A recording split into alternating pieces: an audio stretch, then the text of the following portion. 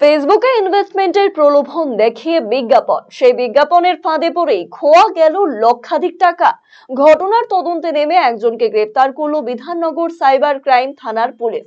Police সূত্রে জানা যাচ্ছে, সল্টলেকের ইসি ব্লকের বাসিন্দা সাহেল আগরওয়াল বিধাননগর সাইবার ক্রাইম থানায় এসে অভিযোগ করেন যে তিনি সম্প্রতি একটি ফেসবুকে বিজ্ঞাপন দেখতে পান, যেখানে শেয়ার মার্কেটের বিনিয়োগের মাধ্যমে অধিক উপার্জনের কথা বলা হয়েছে। সেই বিজ্ঞাপন মারফত তিনি একটি হোয়াটসঅ্যাপ গ্রুপে যুক্ত হন এবং সেখানে বিভিন্ন ব্যক্তির সঙ্গে তার কথোপকথন তিনি জানতে পারেন শেয়ার মার্কেটে বিনিয়োগ করলে বিপুল পরিমাণ মুনাফা হতে পারে।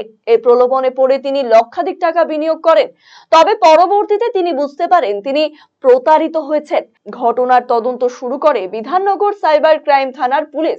মুকুন্দপুর এলাকা থেকে দীপ বারুই নামের এক ব্যক্তিকে গ্রেফতার করে। অভিযুক্তকে বিধাননগর আদালতে তোলার পর পুলিশ তাকে নিজেদের হেফাজতে নেওয়ার আবেদন জানাবে বলে পুলিশ সূত্রের খবর। এই চক্রের সঙ্গে আরো কারা জড়িত আছে তা তদন্ত করে দেখছে বিধাননগর সাইবার ক্রাইম থানার পুলিশ।